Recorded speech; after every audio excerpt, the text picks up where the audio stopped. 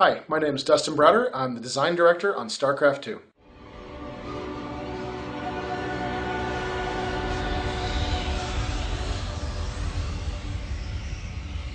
How do you feel about the current balance in StarCraft 2?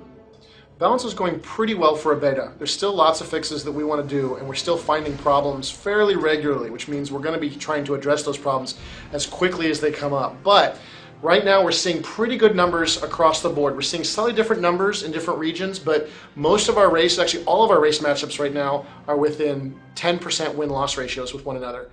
And actually, in many places, they're within 1% win-loss of one another. So, Terran versus Zerg right now is 49-51%, which is great. But we still want the game to be a little bit diverse in its play, and we still think there's more work that we can do.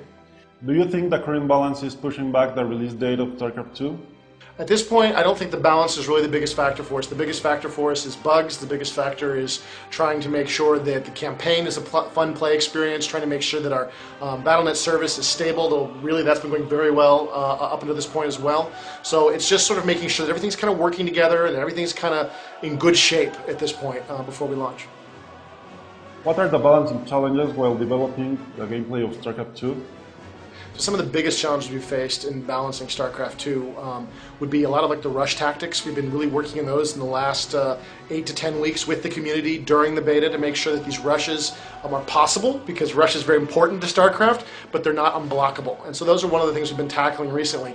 The other thing that's always a challenge for StarCraft, and something we continue to work on, is sort of diversity in play, making sure that you're using different units against different races, and that every matchup that you're playing with a wide variety of units. There's lots of choices that are all very practical, that could all really help you defeat your enemy, as opposed to big only 1 or 2 units you use over and over and over again. So those remain our biggest challenges, and we're still in the beta, so we're still waiting to see kind of what happens to make sure that we've in fact got a very diverse game, and that's sort of one of the things we're always focused on. When did you start balancing StarCraft 2? When did we start balancing StarCraft 2? We started balancing StarCraft 2 in 2006, right? StarCraft 2 balance work starts really from day one for us. Every time we think of a unit, every time we decide, hey, we should put this in the game, we immediately start thinking about the balance. Is this something that we could balance down the road? Does it have enough sort of numbers in it that we can actually manipulate to be successful? Or is it something that's just very designed to be too powerful against certain unit types? So we start really from the very beginning of the design process, the balance begins. But we've been working on balance even with the units we have since BlizzCon 2007, right? And we continue to work on balance, and we'll continue for many years to come after the game launches. We'll be continuing to patch the balance and make sure that we remain in contact with the community, in contact with the game, to make sure it remains sort of a whole balanced experience. What are the references you took while balancing the game? I mean, did you ask pro gamers or just really good players? For balancing StarCraft 2, we go to any source we can get for any information that we want. We will go to, copper level players, to pro gamers. We will go to forums. We will go to websites. We will go to our QA department. We will go to people on the team, people on the Diablo team.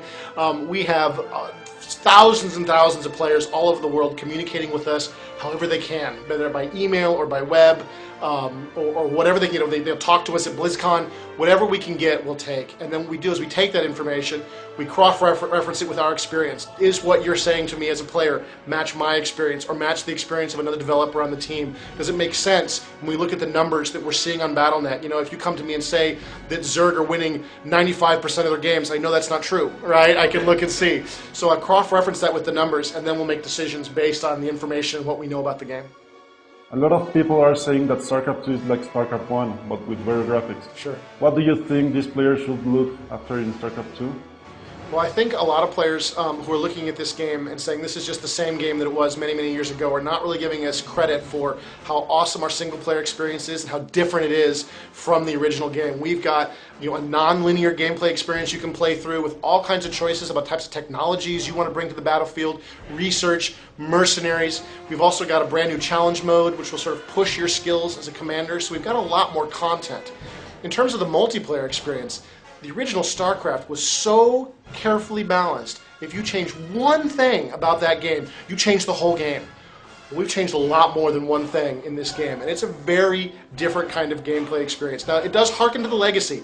If you hated the original StarCraft, I don't know that we're going to make you very happy with StarCraft 2, but if you love the original StarCraft, this is a game that really takes it to the next level and really provides you with an experience that sort of feels like the original game, but when you really get down and you start seriously playing, you'll find some very different gameplay experience. Talking about that multiplayer, you focused in preserving the essence of what was StarCraft 1 like in multiplayer, which is why they look alike, right? We're absolutely focused on hearkening to the legacy of the original product. We're not looking to make StarCraft 2 some crazy new game that has nothing to do with the original StarCraft. If we wanted to do that, we wouldn't call it StarCraft 2. We'd call it something else, right? So for us, it is a StarCraft game. It wants to hearken to the legacy. And you definitely want to, when you sit down to play it, you want to feel like, hey, I know something about this game. I know these 3 races. And then you want to find out that there's a lot you don't know, right? And there are things that will challenge you as a commander to learn new tactics, learn new strategies to take on your opponents online. What race do you prefer and why? I don't really have the luxury of having a favorite race. No. As the design director, I have to remain, separate from a favorite race. So I always play random when I play online. You play random? Always play random, and it's a much harder way to play. It means it's much more difficult for me. But it forces me to look at the races. It forces me not to have a favorite race. It forces me to be able to empathize with all of the players and understanding their experience, no matter what kind of experience they have. I've probably had it playing as your race. StarCraft 2 takes the economy to a whole new level. You start with 2 Vasping gas, all the maps are designed to have a natural expansion, and there are some resources that can give you double. How does this economy affect the gameplay? I mean, it is more important to have lots of minerals than before? Well, I don't know if it's more important than before. Certainly economy is very important in the original StarCraft, but it's really key in StarCraft 2 to be managing your base and managing your economy. When you compare it to Warcraft 3, which is a game where we took most of the players' focus and we focused it on the hero, and we focused on the hero's army, and we focused it on battle out in the battlefield. The micromanagement of your hero and your troops was very key to your success in Warcraft 3 games. In StarCraft, it's some of both, right? You do want to manage your troops in the field, but it's very important to have a powerful base and to have a big economy and to be making lots of troops. That's a very key part of your strategy.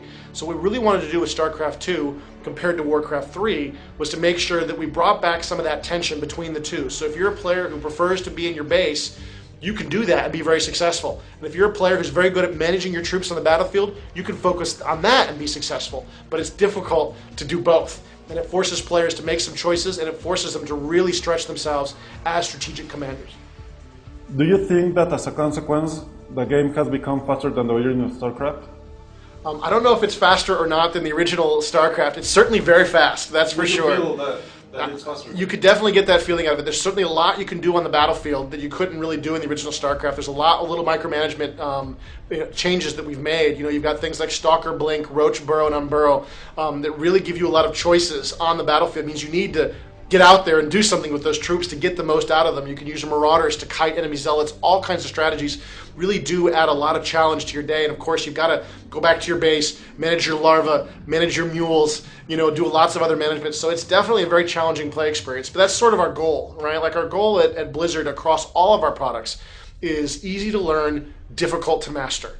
We feel like we're getting pretty close. It's definitely a game that you can learn fairly quickly. We've got a lot of tutorials. We've got a lot of challenge mode. We've got a long campaign to help teach players the game. And once you've learned it, it can take you a long time to master this game. Years and years of play to master StarCraft 2.